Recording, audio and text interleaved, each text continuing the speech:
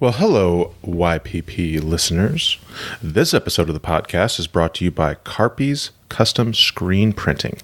They are the creators of custom screen printing decals, stickers, shirts, hats, RC car wraps, all of the above.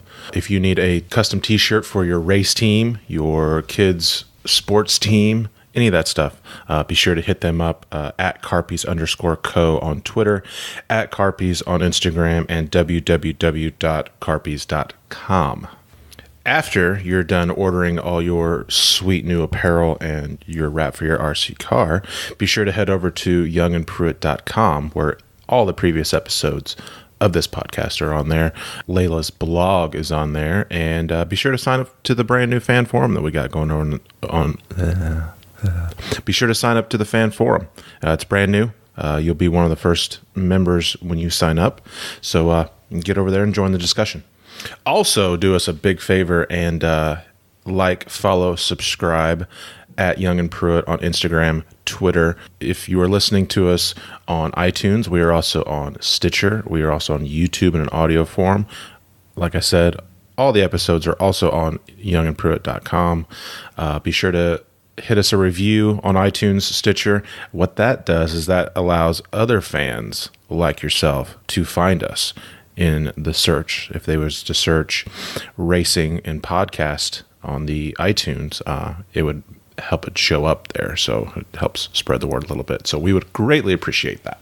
This week we are headed out to Las Vegas. That was horrible.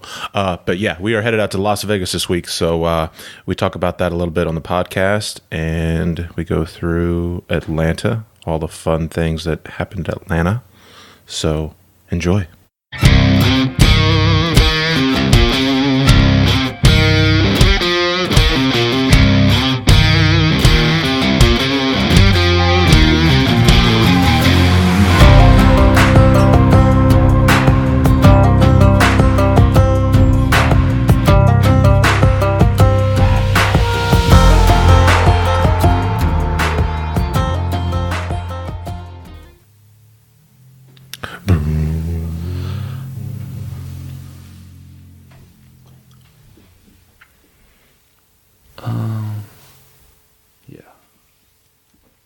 Very good. All good. Hello, ladies and gentlemen. No guests this week for the second week in a row. Deeply apologize for that, but we will have some good guests coming up here soon. I promise. And I keep my promises, or I try to at least. How was your Atlanta? Well, I got there on Saturday, and it was 80 degrees and beautiful. Mm-hmm. And that was my first time being at the racetrack this year, so I got to go see a lot of my people that I hadn't seen in a while. Catch up with some folks. So that part was great. Mm-hmm. And then Sunday, I get my guest in, and I think we just barely got their hot passes before the first raindrop hit me in the face, which luckily they knew, and luckily we had ponchos and everything. Mm-hmm. We keep it old school with the ponchos. But yeah, that went well. Did our meet and greets, walked around the garage, stayed relatively safe. We had just made it underneath the lift gate of the 22 hauler before the bottom dropped out. Yeah, it did hit kind of hard there. We got there. The garage opened an hour earlier than we landed. They pushed that up, but they didn't push the flight up. So we were kind of scrambling to get to the racetrack. Got all of our tires set up, and we set up tents back behind the pit boxes, and we set up all of our tires and start cleaning them and getting them ready to glue, because they had moved the race up, so we were already crunched on time there. So we were crunched on both ends, trying to hurry up and get done. And then we were cleaning tires, and then it got cold, and we knew at that point that the rain was getting ready to come, and sure enough it came, and wind got pretty strong there for a second too. But we knew. I even packed a bag. I had plenty of clothes. Everyone thought it was going to be a complete washout. Yeah. And it turned out to not be. Yeah, I mean, normally that weather surface, Texas had that bad problem, mm-hmm. where, it rained and it took 6 hours to dry the thing. And then Kentucky was the same way. Well, even there, turn one would always weep. Yeah. It would always pour out from underneath the wall over in turn one. Texas used to be like that. Kentucky was super bad. I've had qualifying and a race, quote, quote, rained out because of rain the day before. Yeah. Not a cloud in the sky. And the big hill, the big mound that turn four sat in, turn four and turn one, on the ends of the grandstand just would leak until they finally repaved it. And now it's fine. But weeping at a racetrack is a serious thing, and there's not really much that they can do. No, I mean, it's just kind of a cost of doing business, really, especially if they're not looking at the repave again until possibly after next season. Mm-hmm. We'll see. We'll see how the discussion goes. Which we really kind of seen that shine. We've seen that the drivers, it's still a driver's track.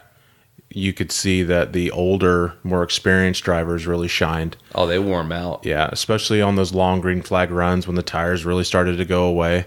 You've seen the experience really rise to the top.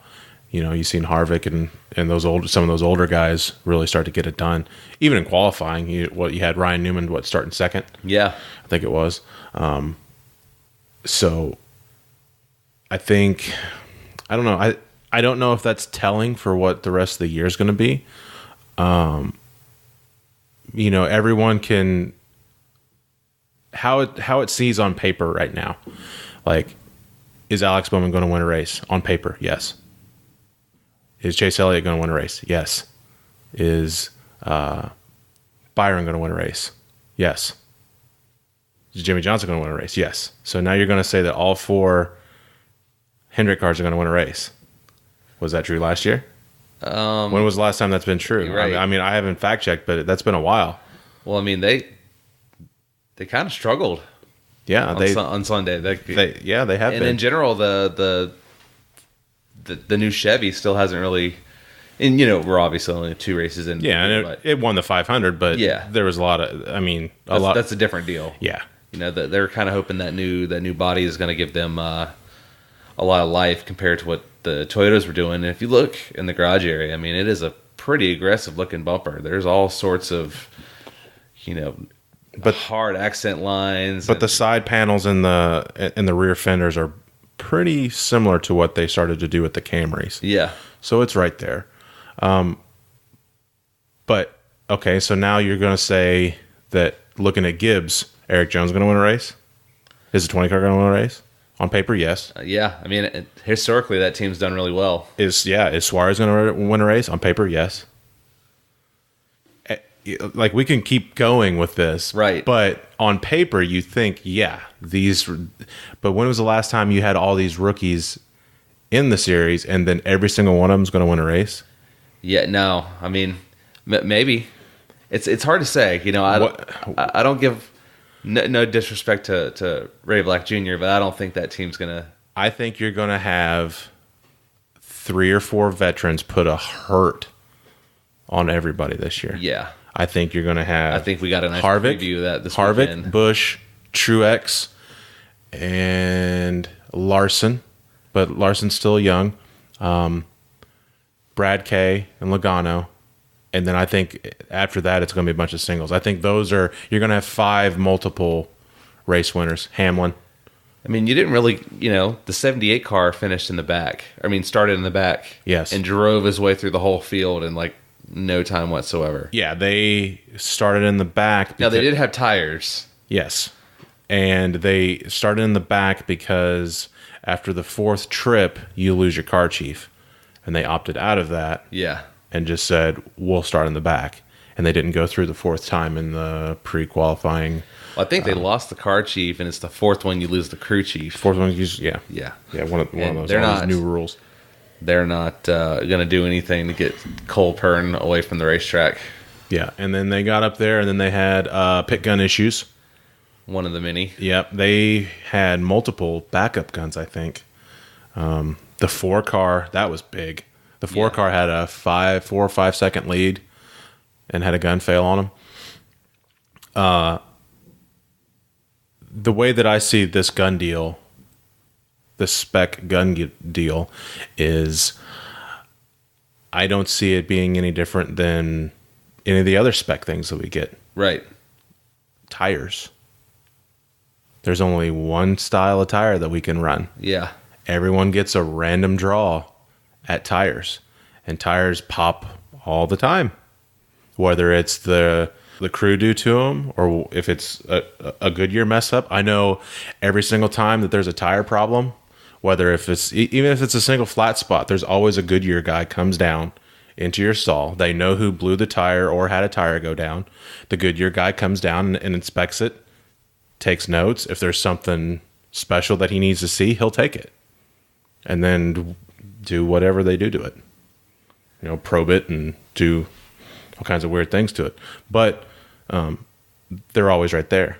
And that's, no one said anything about that for years. Right. It's just because this spec thing is new. You know, the throttle bodies. You know, what is it? Arca gives the entire ignition system. Yeah. That's all spec. And then we got the what is it, the common pan, the common flat splitter. Yes, you have spec motors. Yeah. In classes where the manufacturer can't even run the motor that they make. I think the biggest thing, especially in the garage area, if you kind of keep your ear to the ground, is these new guns are expensive. They are super expensive, and they're not essentially for what you're paying for the new guns is what you would have paid a tire carrier. True. So it's not like you really ended up saving money, and I think the biggest issue is you're seeing a lot of people say, well, not only are we not saving money, we're using inferior equipment that's broke, and because we have one less guy, we're on pit road, 30% longer than we used to be. Yeah. And that just increases, whatever risks you have. I think a lot of this goes back to ego-based bitterness, I guess. And also a lot of these teams are sitting here thinking, okay, well, the past 8 years of gun development that we spent millions of dollars on is now worthless. Yeah, it's painful. So like that's a hit. That's if you spend money on anything and it's worthless the next year, like you're gonna have a bad taste in your mouth. Hell, if you upgrade your phone, if you go buy the new iPhone and then the next week they say, oh, we're coming out with this new one in a month, you're like, shit, that's essentially reality right there. Yeah, so it's just, and it's the race teams hating change, not liking new stuff. Especially if those things gave you an advantage. That was my next thing that I was getting ready to say. You're going to fight that. Yeah, so if you think that you're spending millions of dollars developing these pit guns that are better than everybody else, and you get that taken away from you, you're not going to be happy about it. You're like, well, that was an advantage that we had. It's not cheating, but that was where we were ahead of everyone else. Right. And that gets taken away. So guys are going to be bitter, but it's no different than any of the other spec pieces that we have on these cars that is given to us. So it's nothing. The sky isn't falling. It's new. It's going to get figured out. Right. Well, I mean, there was a tire war when people were blowing tires, and we went back and this is nothing new. Well, I mean, think about when we had 4 changers and 4 carriers. 3 changers. 3 changers and 3 changers, two carriers. The carriers would just set the tire down. The catch man. Yes. So I mean, it's not the first time that this has changed its face. Mm-mm. No, the sky's not falling. And I talked to Joe Piet at Daytona, and I said, hey, what do you think of all this new deal? And he's just like, hey man, he goes, it's just another thing. He goes, we've been through this before, and we'll figure it out, and we'll make the best of it, and then they'll change it again, and then we'll figure that out and go. I mean, just the changes that I know. When I started pit in 2007, October 2007, that was the last year that they were phasing out the tire changers and the jackman from the right side being able to roll the tire to the wall. So now you take the front tire changer would hit 5 off, pull the tire, and roll the tire past the nose of the car back to the wall. And those guys were super good at it. There's guys that could pull it and roll it, and it would go right to the guy every single time. And the jackman, he'd pull the tire off. You take 2 steps past the nose, and you'd roll the tire to someone in the corner of the boxes. And I remember doing that. I remember doing that in the ARCA series before they got away from it. Right. Because NASCAR changed the rule. ARCA was behind on it. And then ARCA, you could still roll the tire. So when I would be in a NASCAR race as a jackman, I couldn't roll the tire. ARCA, I still could. So going back and forth would be like, okay, well, today I can't roll the tire. So now, when that happened, that was like, oh my God. Like, so we got to set it. So now what? Oh, well, now the tire carrier has to take it back to the wall. And it was like, oh, well, that's never going to work. It's going to slow pit stops down so much, and this, that, and the other thing. And now, if you tell a tire changer that's only been in the game 1 or 2 years, like, hey, man, we used to be able to roll these tires back to the wall, they'd be like, what? That's crazy, man. How many did tires, like, all the tires used to get away, right? Like, there used to be tires flying everywhere. No, because you got good at it. Right. You know, like, it's just like when they switched to this 5-man deal. Like, oh God. And now we're figuring it out. And now we're getting right back down into the stops that we were not too many years ago before the big guns were in there, the super fast guns. Yeah. It wasn't, like, I remember 13-second stops, 12-second stops up until 3 years ago. Like, that was getting it done. Yeah. Like, and the studs were even shorter. So there was no threads showing. So you tighten the wheel on, and you couldn't see any threads sticking past the end of the nut. Now there's a 1.5 thread rule that you have to have at least that. Yeah. So, that was like if you would have had the old stud rule with the guns that we had last year, you'd have 9-second stops. Wow. Like, there was guys you could do 9s, you could do high 9s, you could do 9.9s on like half the car, fronts only, rears only. Usually rears only, you could do 9s with the old guns with those studs. That's how badass those guns used to be, because they spent millions of dollars right on this research and development, making them do that. Yeah, the company that's giving us now, I mean, I don't assume that they have. I could be wrong, because I don't know, but I think it's going to get better. They keep changing stuff with them every week. It's not a set in stone. Okay, this is what you're going to do. Like, they're making changes to it. They made changes to it after the Clash. They made changes to it now this week. We can take instead of the gun being plugged into the hose directly, they're going to screw a whip hose now into the end of the gun.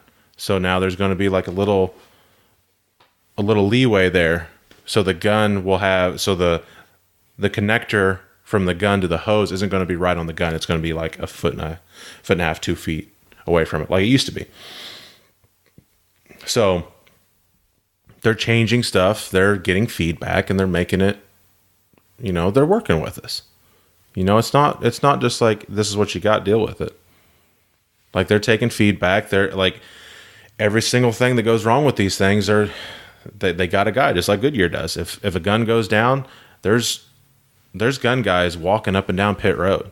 If you have a gun problem, you holler at your official, say, hey, we got a problem with the front, rear, whichever. Okay, he jumps on his radio. The gun guy's there in 45 seconds. I mean, he's right there, and he's got the box. What's the deal? And he gives you the problem. If he can fix it right there, he fixes that gun. If not, here you go. Here's another one. So I was going to say, what happened with these teams? I know the 4 had a trouble. The 78 had trouble. I don't know. I didn't really figure that out. I heard a couple different things.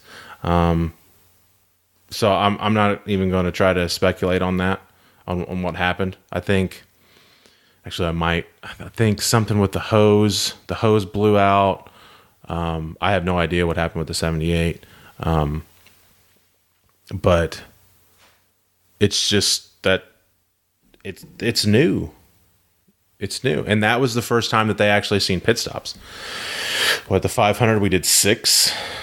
In Atlanta, we did 9. Wow. And that's everyone doing 9? Yeah. You know, we did 6 at the 500. There's teams that did less than that. And even then, you're not like really pushing the pace. You know, like when we, like, everyone knew that when we went to Atlanta, that the choreography of the pit stop and the pit gun was going to be super critical, and you were going to see it. This is the real test of everything, because at a speedway race, you don't, as long as you stay in the draft, you're fine. You know, the cars are hard to pit, the cars are super low, the fenders are super tight, the tires pump up, you know, just because they have so much air pressure in them. And at a speedway, you're just get it full of fuel and get everything tight. Don't lose the draft. There's no pit crew guys that are going to win the race off pit road and win them the race in Daytona. It's just that's not something that you hear. Just not that style of racing. No, because you just got to be in there. You just got to have a chance. Because you can come out first and you could be last in a lap. Oh, yeah. You get shoveled to the middle and bye, see ya. And like then, an anchor. yeah, and then or you can be run over and sent into the wall, you know, so it doesn't matter. Or you could be leading and turned. Yeah. But everyone knew that Atlanta, we were really going to see, what everything had in store. And I mean, some of the pit stops were pretty ugly. Some of them were right on there. The 4-car, those guys are on it. They were on it in the Xfinity race, and they were on it in. I was gonna say that 98 just that was the 4 guys. That was his Cup crew pitting that car. That 98 car just destroyed him on Saturday. I smiled on the inside seeing that the 98 car, because is it still with Biaggi? So it's essentially replaced the 41 Xfinity car at Stewart-Haas. So is Biaggi still in control of it at all? Oh yeah, they're still in there. They just got, instead of having the technical alliance with RPM, it's now with Stewart-Haas. Oh, so and it's in house now. It's no longer. So did the Biaggi guys get to go over there and work on it, or some of them did? That's good. Yeah, that's good. That's what I like to hear, because those guys, they busted their ass to. Yeah, I mean, that car was good last year. It was good on mile and a half last year. Mm-hmm. Yeah, they made it work. They put together a pretty solid piece to be, a 1-car part-time team. Mm-hmm.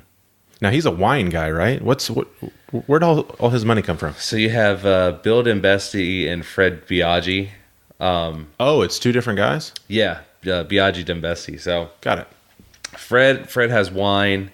Fred Biaggi? Yeah. Okay. And then Dembesti has Shelby Cobra dealership.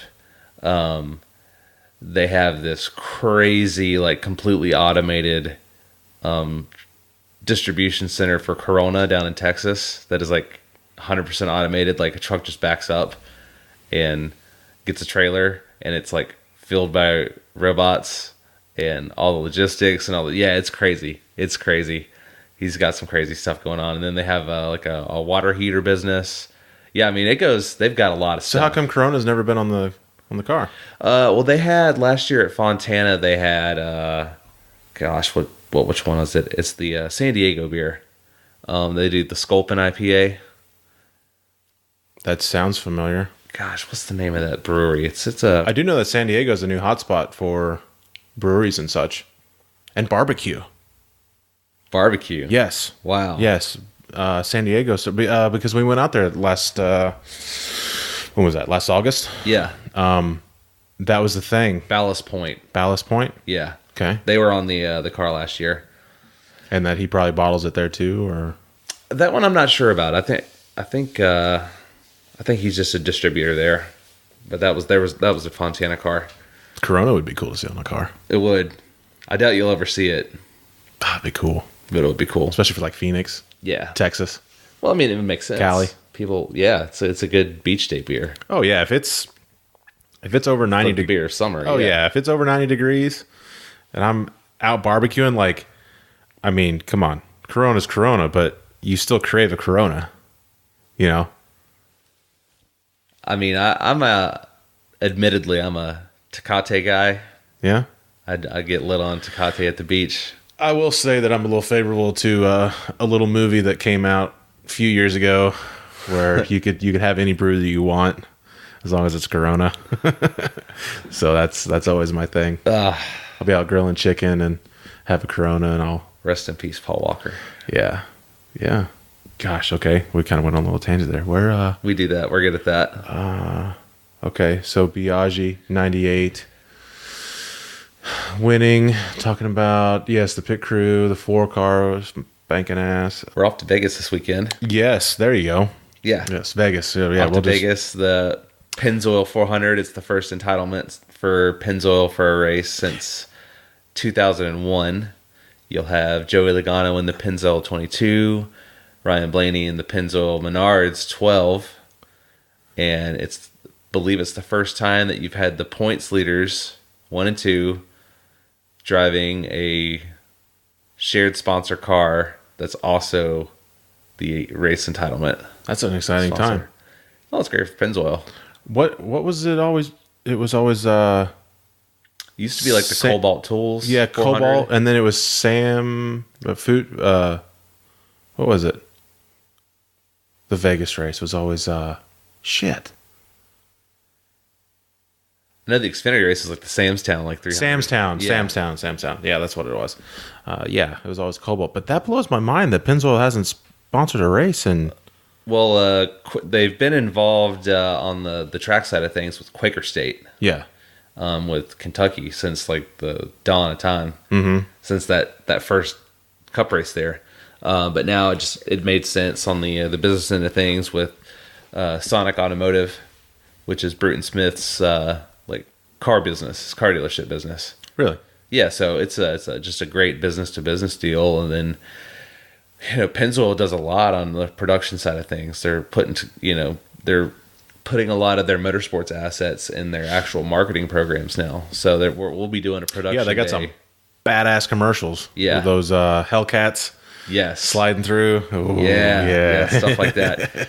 So we're doing a production day on Monday, and I don't know which country artists will be there, but it'll be a whole deal at Vegas. I'll be there 7 a.m. Monday morning. That's good. That's exciting, and that just still that blew my mind that Pennzoil hasn't been on a race since 2001. Yeah, it's been a while. 17 years. Blaney's car is fire, by the way. Yeah. Yeah. Well, I don't think it's been put out on social media at the time of this recording. Yeah. But everybody will see it tomorrow. Also, something that got me that it's been 17 years. I didn't realize that Harvick hadn't won at Atlanta.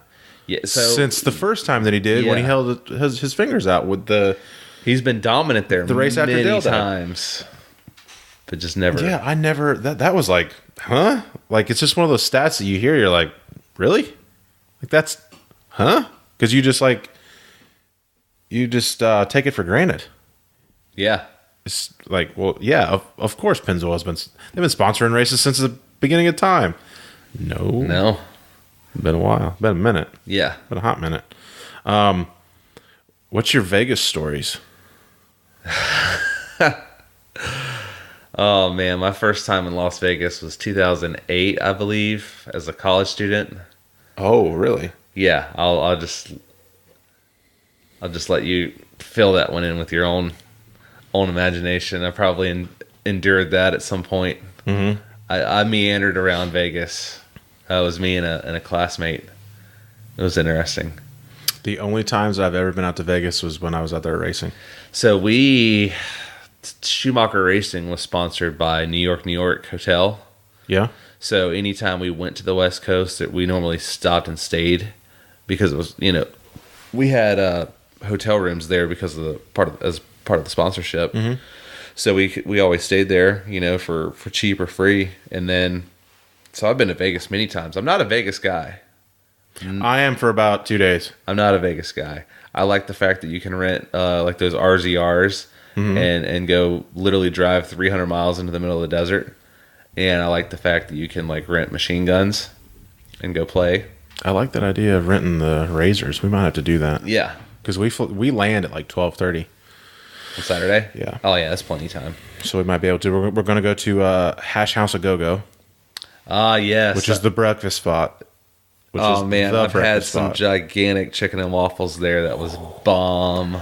So last time, Las Vegas, we were out there when I was on the 37. We went out there, and those guys were like, Hash House A Go Go. Like just the name. Like the first time you hear it, you're like, what the hell? You know, and they're like, this place better be good. This place better. I'm like, I'm telling you, just let's go. And we get out there, and we park. It's right next to a place like Voodoo or something. The one that we went to, the one that's not in the casino. We went to the one that's out a ways from the strip. But as soon as we walked in, the plates started going by, and their guys' eyes just got as big as a dinner plate. Told you, bitch. And, yeah, and when we got all of our food, we ran out of space on our table. Space, yeah, because we had so much food. And they're giant portions, man. It's you can go in there and eat well. I like one of the guys on the team didn't even eat the rest of the day. Yeah, I mean, like literally that chicken and waffles that I had was like, can you give me a complimentary wheelbarrow and just like push me back to my hotel room? I cannot walk right now. Don't make me breathe on my own either. Yeah. Oh, yeah. But that is that's our number one destination there, and then we're gonna go to Holstein's. Our plan's pretty much based around food. That's essentially what my travel is. It's all based on food. It's like, I'm going to go to Charleston. I'm going to eat a lot, and then I might paddleboard. Yeah, what are you going to do? Well, I'm going to eat here, and I'm going to eat here, and then the next day I'm going to eat here, and then, I don't know. There's a couple bars I'm going to go to that is downtown Vegas. Yeah? So away from the strip. So the Velveteen, Rabbit, Downtown Cocktails, and then there's like a secret bar called the Laundry Room. Yeah? So, no public display of affection, no cell phones, no cameras, no taking pictures. You got to text the number to get reservations. It only has like 24 seats in there. Really? So it's like a legit speakeasy? Yeah, and it's like within a bar that's like kind of, it's tucked away within a bar that's like, secret doors to get to it. Kind of like gosh, there's one in Raleigh. Really? That's like, I think it's called the Green Lantern or something like that. But yeah, it's just little quirky, cool things that I'm into. One of the guys on the team, he's a whiskey connoisseur. So he wants to go. There's some whiskey bar or a whiskey bar out there he wants to go to. He's really big into like Pappy Van Winkle and all that stuff. Oh man, I had an ounce pour of Pappy for a bachelor party in I want to say it was the Upper East Side in New York. Mm-hmm. It was awesome. The Death and Company was the name of the bar. Really? It was fucking awesome. So he's big into it like I am with wine. And we went over there and we because we weren't in the Clash, we all went over there and watched the Clash. And he gave me I guess you could say it's like a flight of whiskey, because I have zero experience with it. And he was just basically just pouring just a little bit, just so I could get like a little sip of everything, because some of that shit's expensive. I mean, some of the bottles he's got's like $2,000 for a bottle. Oh yeah. And he does like this raffle stuff or whatever.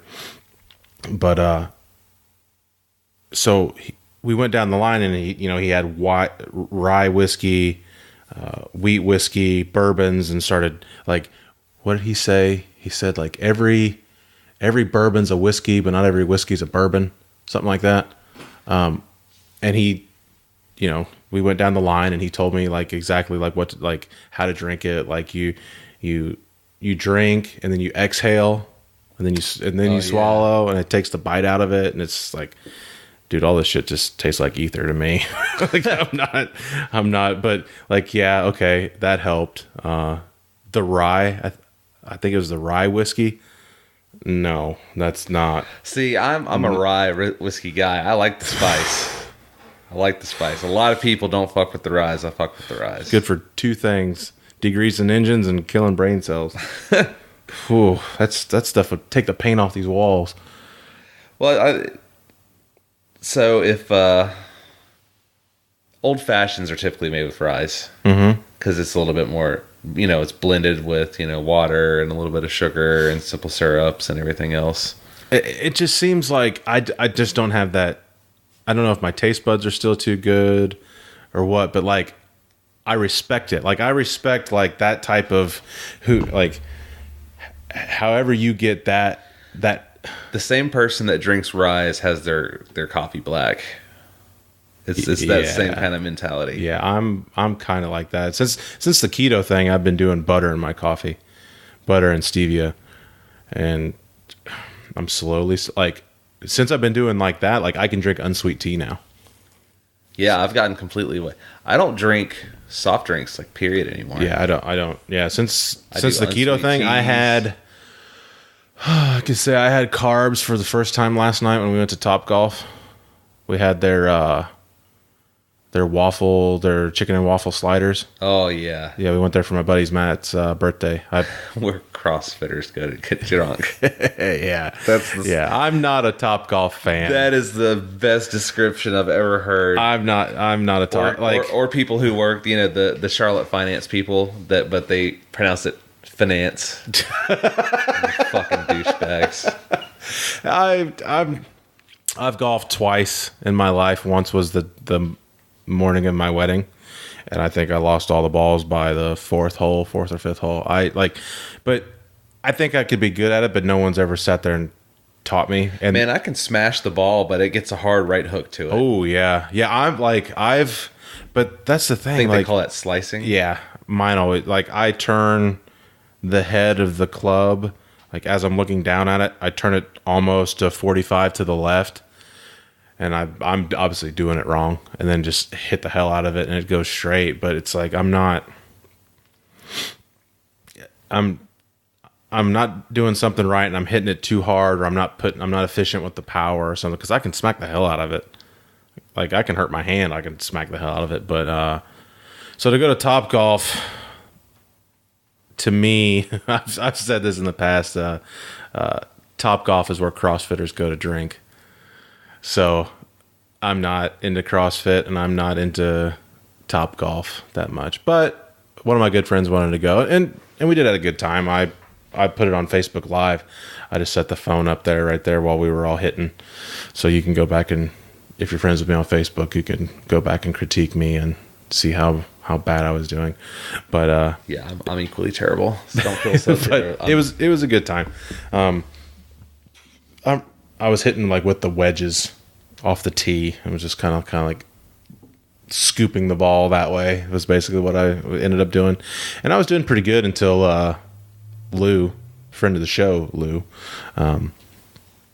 he got really good, and we did the most points or something like that, and he just started hitting the blue one and just started draining them. He had that stroke down and just put a hurt on the rest of us. But yeah, we back to the original story. They have chicken and waffle sliders there that come with maple syrup and gravy dipping sauces on them. Maple syrup and gravy. Yeah, maple syrup in one little side cup, and then gravy. I like the variety. You get the sweet and the salty. God, I only had one, and that was the most carbs I've had since New Year's. But it was amazing. And yeah, we did that. Apparently, the Topgolf out in Vegas has a swimming pool on the top level. Wow. Yeah. We went there. It was a Tuesday night that we went, and there wasn't a parking spot. We had to wait. We had to wait for a parking spot. The place is always jam packed, but I'm not a big fan of it. I'd rather go do something else than do that. But I think I might go there a couple more times, maybe, now that I've actually been there. I just need to be better at golf. Yeah, I just feel like I need to be, and I would enjoy it more. But I just have, for my entire life, when anybody's been like, "Let's go to the golf course," I'm like, "How about we go race go-karts instead?" Yeah, or let's go shooting. Let's go shooting. Let's go skeet shooting. Yeah, I'm about that. I'm terrible at that too, but my degree of suck for ski shooting is significantly less. I got us a spot, and we can go with Ethan. Nice. Yeah, I got us a spot. It's about 45 minutes from here. Okay. It's fun. It's like golf, but what we say? It's like golf, but for men. Yes. Because you roll around. I get a spot in Lexington called Clay Breakers. Yeah. It's awesome. Yeah, this is the Game Land. It's something Game Land or something like that. It's Harmony, I think it's what it's called. But you get a golf cart and you go through the woods, and there's wooded areas, and then there's parts that are like meadowy, and there's always two clay throws at each station, or quote hole.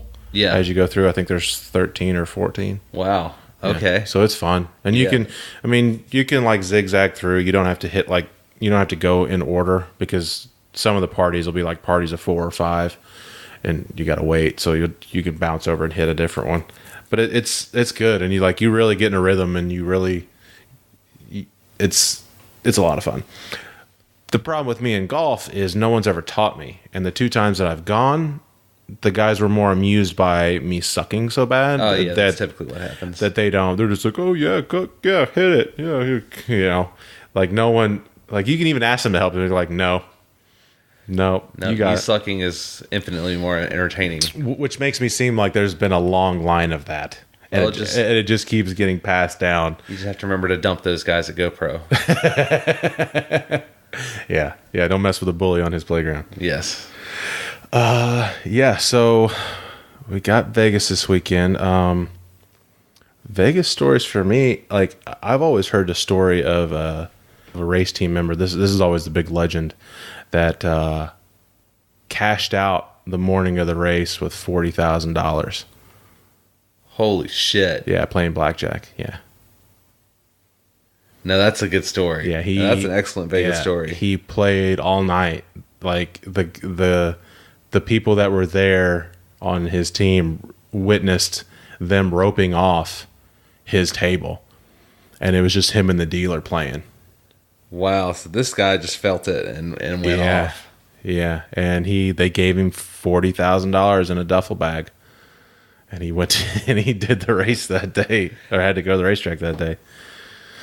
So that's always the big Vegas 40 story. $40,000. I mean, number one, you're not going to have a bad day. Mm-mm. I mean, literally almost anything could happen, like outside of death of a family member. Mm-mm. Like there's guys that go out there and win big. There's guys that go out there and lose their ass. I never really played that much. I like playing roulette. That's my big one, and that's just a complete chance.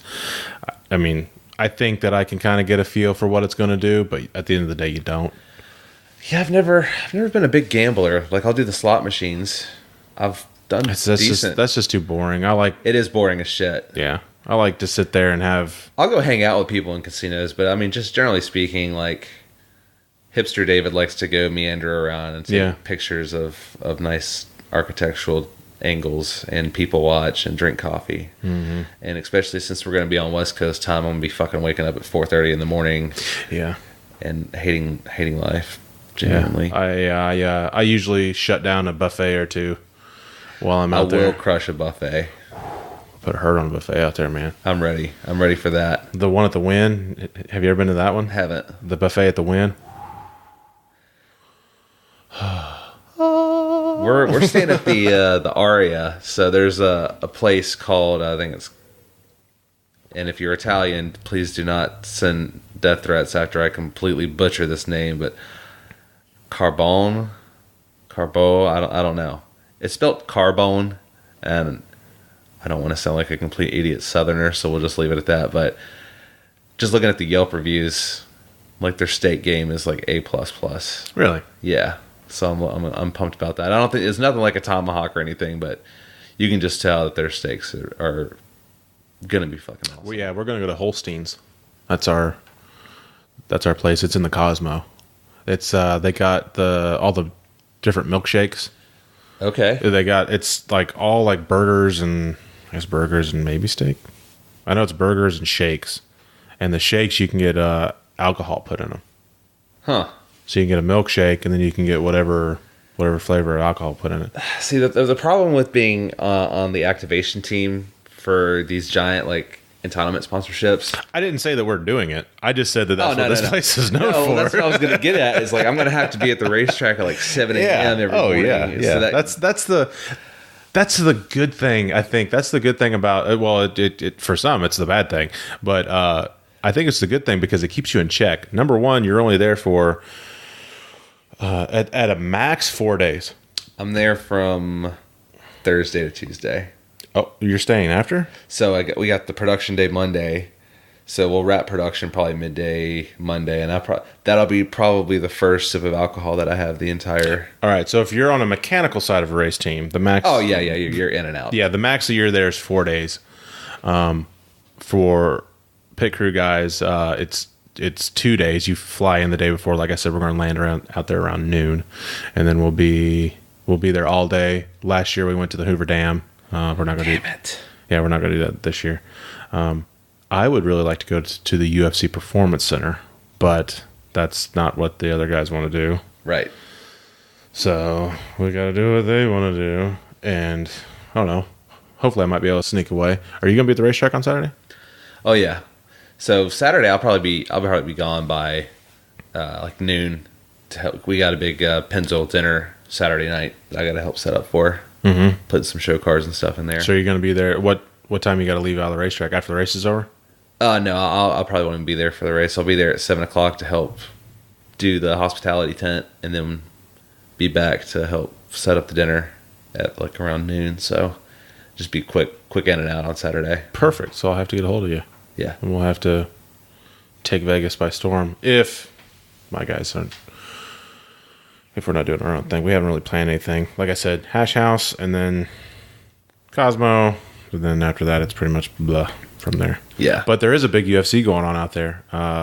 Cyborg versus Kunitskaya, I think is how you pronounce her last name. And then Frankie Edgar's fighting Ortega. So it's going to be pretty good fights out there. I say that some guys have actually made some money, and I didn't do it. I should have. The last time we were out there when there was a big UFC fight was when Conor McGregor fought Diaz the first time, and Diaz beat him. Oh, I remember that. I was actually out and about that evening with one of the agency girls who we worked with in 2015. There were people throwing their Irish flags in the garbage. I mean, people were upset. They flew from like fucking... And I know a handful of guys, 2-3 guys, that put down some serious money on Diaz and came out of there with a big chunk of change of like $20,000. Damn. Because they dropped $2 or $3 grand on Diaz. Yeah. Duke and Carolina play Saturday, so... Ooh. Probably a good at Duke, so be interesting. Yeah. Who are you going to put money down on? Carolina just dropped a bad one to Miami. And you're playing in Cameron indoors, so I think the money's on Duke. Although I'm a Wake Forest fan, so I don't really care. This is a good little segue. I know we could talk about Duke Carolina for a while. But this is a nice little segue. I seen on Twitter, one of the guys I follow on Twitter. He a lot of the things I don't agree with his NASCAR commentary or racing commentary in general. I think I have an idea about who you're talking to. He's got a little sassy attitude. Oh, yep, that's him. When it comes to a lot of things, but some things he hits right on the head. And one of the things that he brought up was the fact that apparently they're going to try to legalize gambling nationwide. So it's funny you say that, because that is actually going to affect who buys the next open and available teams from the NFL over the next 4 or 5 years, because there's a lot of people with money who are tied into casinos and stuff that want to buy an NFL team, but the NFL, first you have to pass the financing test through the league finance office, and then 2/3 of the team owners have to ratify you as an owner, and a lot of these owners don't want to touch you if you have anything, and if any of your big money comes from owning gambling businesses, because it's going to turn into... Because they're going to be crooked. Right. Yeah. Now, the one thing that they said, and I agree with them, I think that could be a big time resurgence in racing. Oh yeah, That could be the thing that propels racing back to the top, is if you have nationwide legalized gambling for NASCAR races, the way that the stages are set up. oh yeah, man. It's You can perfect. bet on everything: pole awards, stage wins, who's finishing last, who's going to lead the most laps, who's going to come out with the points lead. I mean, there's tons of stuff you could go play Yep. with. For what lap first caution is going to be on. Oh, yeah. How many cautions? You could do 10 just on cautions. Right. How many? Man, When? you could parlay Who? stuff. You could hedge all your bets with Yeah. other man. Yeah, exactly. So, so you're going to bet that Martin Truex Jr. is going to win both stages and the race. Boom, boom, boom. Like you could go crazy with it. Now that I've seen when I was out there, like there's some guys that bet on the races and stuff, like the truck guys or whatever. They'll bet on like the Cup Series or whatever. But it's like you see. It only goes back like 5 or like, I don't know, 8 or 9 positions. And then after that, it's just the field. Yeah. So you'll have Hamlin, Busch, Junior, Johnson, Harvick, or the field. So like you can't bet like Jeffrey Earnhardt like 1,000 to 1 Right. or more to win. You know what I mean? You got Cole Custer making his first Cup start. Yeah. In the Rick Ware 51, prepped by Stuart Haas. Mm-hmm. I mean, that would be a fun one to play with. Mm-hmm. Does he lead a lap? Does he finish top 5, top 10, top 20? I really think that the gambling thing would really help it. But that'd be crazy. There'd be like betting windows at like all the racetracks. Oh, yeah.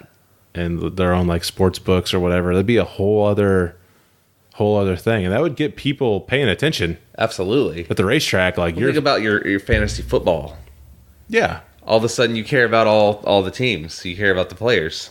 you care too much about it. Oh, yeah. No, fantasy football has ruined football for me, as a matter of fact. Yeah. And I was always too loyal to the Colts. Back when I was balls deep in Sports Center, like I knew everything about it and would probably be pretty good at fantasy football, but I just don't like the fact, like I would only pick Colts players, you know what I mean? Like I was that diehard of a Colts fan. Like I couldn't pick like JJ Watt or Tom Brady as my quarterback. Like no, because like fuck that. Like, give me Peyton Manning, Andrew Luck, Right. Dwight Freeney, like do all that stuff. But I really think that would be, and I don't really see where it could be corrupted. Right. Yeah, I'll probably go in and place a couple bets this weekend, as a matter of fact. Yeah? Yeah. I want to place NASCAR bets on the side. fight. Well, now that I don't work on the team side anymore, it's easier Yeah, for I'm me not to... going to bet. Yeah, I'm not going to bet on. Remember when DraftKings came in, they were like, yeah, you can't do this anymore. Yeah. That was the thing, because they started seeing like all this stuff, but like it gets weird. And even in like that Pete Rose thing, like Pete Rose bet on baseball, but he bet on himself to win. Right. Like he didn't throw the game. Like he said, we're going to win and we're going to kick everybody's ass, and I'm going to bet that we are. And he got shish kebab for it, which I think finally they're going to come around here soon. Yeah, I think that's going to get reversed. But I don't know. That would be. You would see guys, I think, a lot more. And I think the best time to do it would be like right now not this year. I think last year would have been real big with all the different winners. I don't think you're going to have all those different winners this year. I think like I said, you're going to have 4 or 5 multiple race winners, and that's it. I'm going to go see what the odds are now for who wins the championship. I'll probably do a nice chunk on that. But then again, I think it's still only the first 8, and then it's the field after that. Which with the way that the format is now you can really have that. Yeah. because you can get guys win late and be fine, and stumble their way into Homestead and be just fine. Or guys get knocked out early, like Larson last year. Like we're like, oh yeah, Larson's gonna be in Homestead. Nope. So like, but yeah, I really think that the betting thing would really. I think it would help. I think it would be cool. I don't think that it would be corrupted. I don't see any amount of money that would get guys to throw a championship. You know what I mean? Yeah. Like you get somebody that's I mean, you'd be blackballed.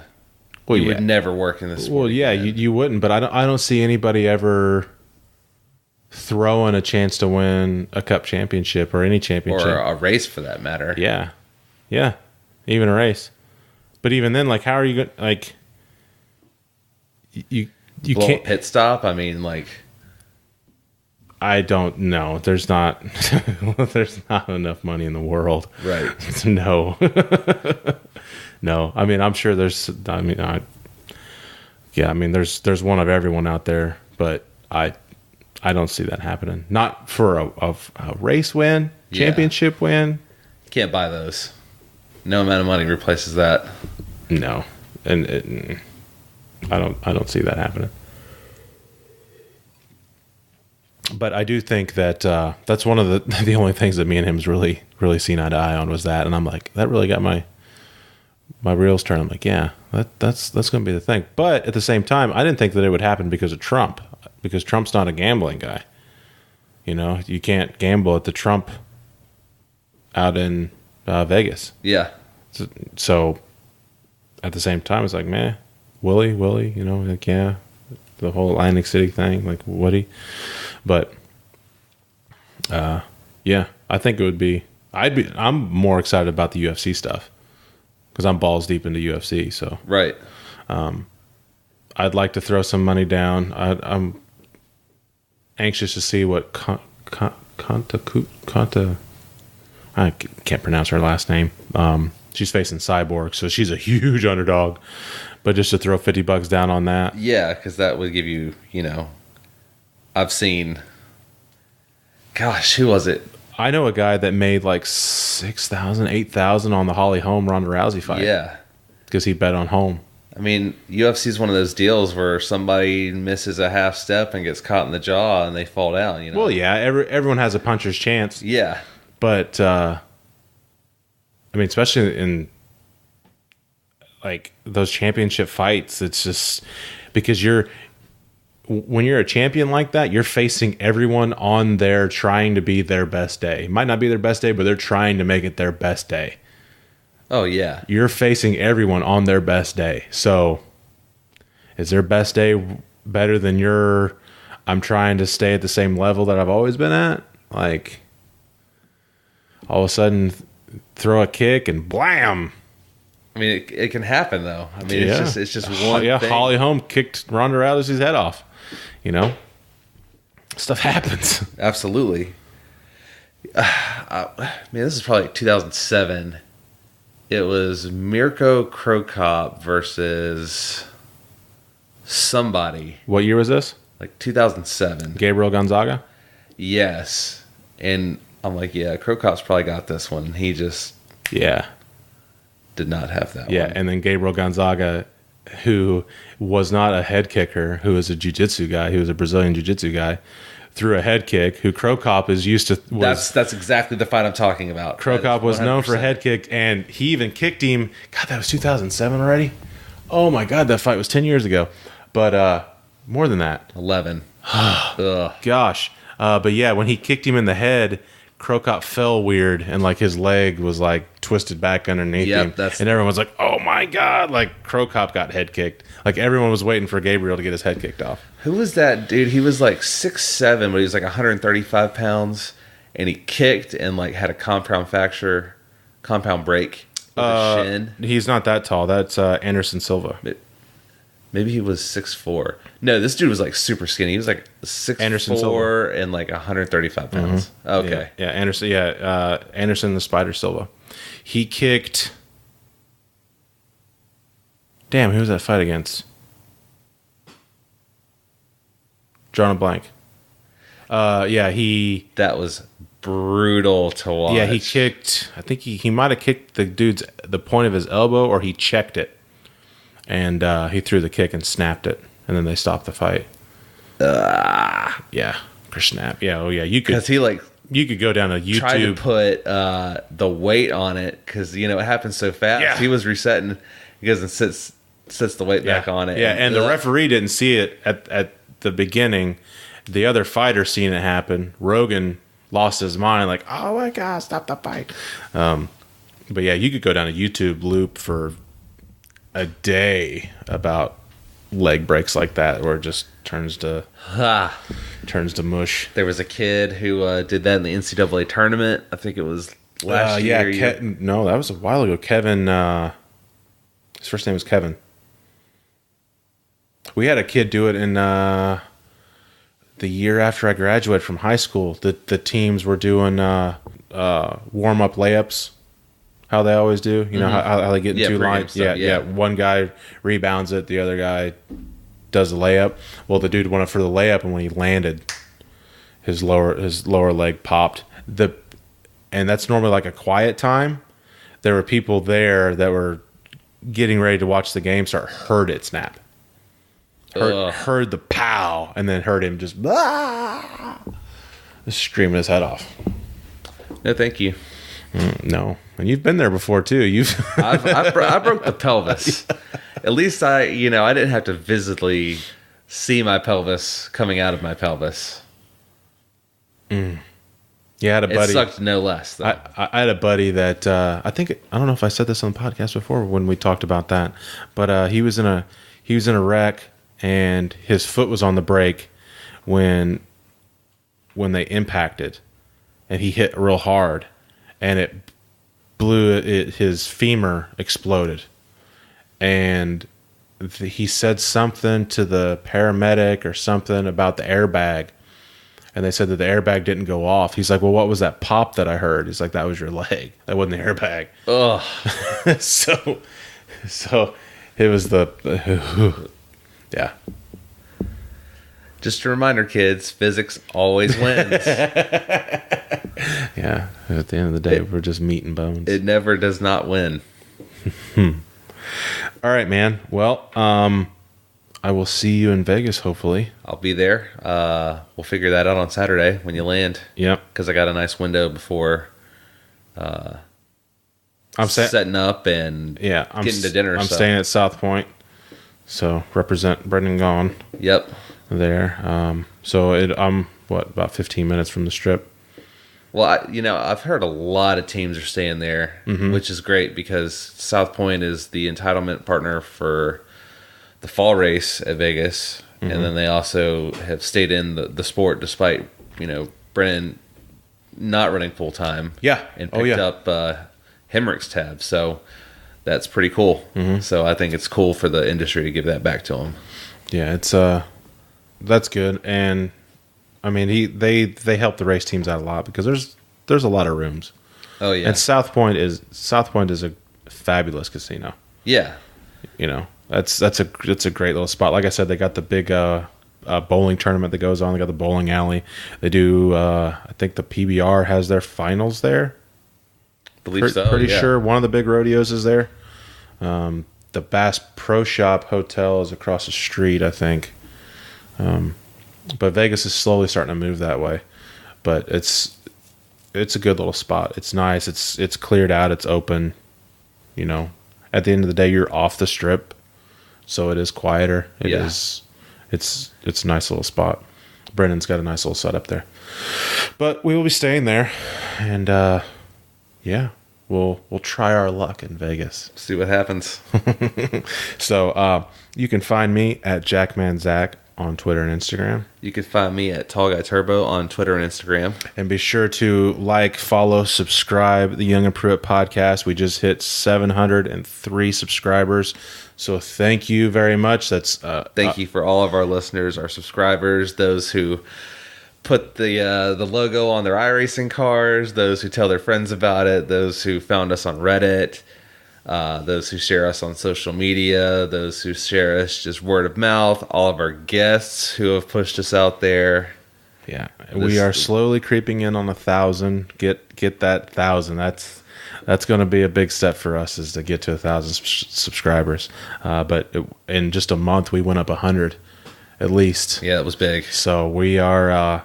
We had a good off season. Yeah, we are slowly moving forward, and we are definitely going to have guests show up. The guest that we had signed up for this deal ended up flying out early, so he couldn't make it. So, but we got some good guests coming. I promise. We got, without naming him, we will call him the one of the fan favorites from the Truck Series coming on. Yes, that's going to be which fun. I think is going to be great for him and for us. Yeah. And then I think we'll have another notable personality from the Truck Series following. They get this month break, so we're going to try to grab those guys while we can.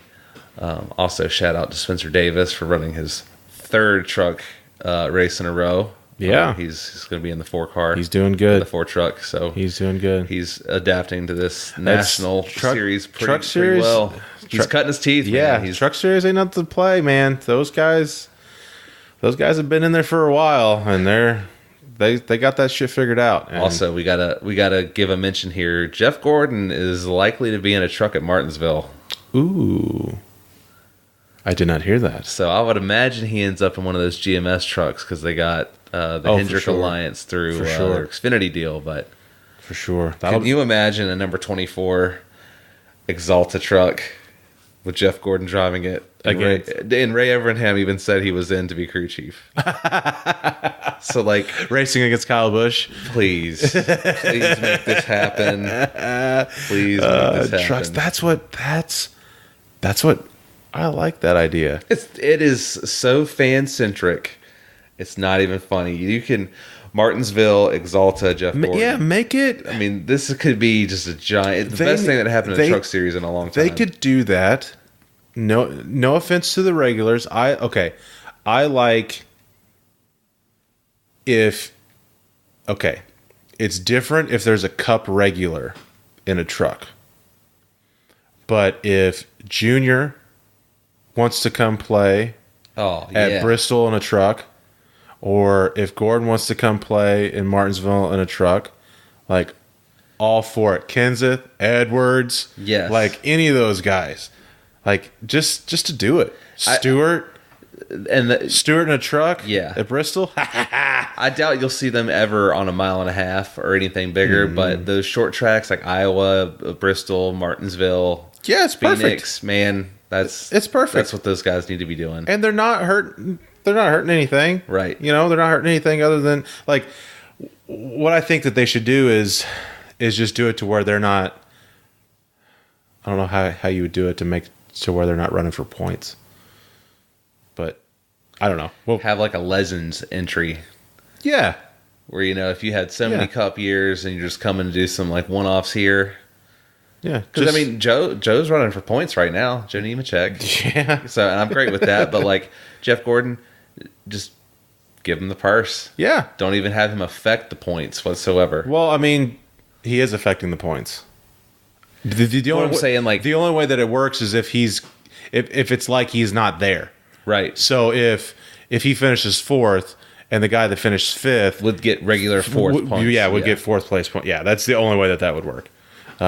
Is if he's invisible, I guess. But then you got 2 guys doing burnouts. I don't know. That's a conversation for another podcast. Yeah, but that's a rabbit hole we'll save for later. Yeah, but I do like that idea. We'll ask some of our Truck Series guests about what they think about. Yeah, of these guys coming back and just doing these one-offs. These money. I guess it'd be kind of like a money fight in boxing. Yeah, just to come back. And that drive a lot of fans to go there. To see Jeff Gordon race a truck, Dale Jr. race a truck, Tony Stewart race a truck. I would definitely watch that for sure. Oh yeah. Hell, get Tony in a truck at Eldora. Ha! You're welcome. Yeah. All right. See you guys later. See ya.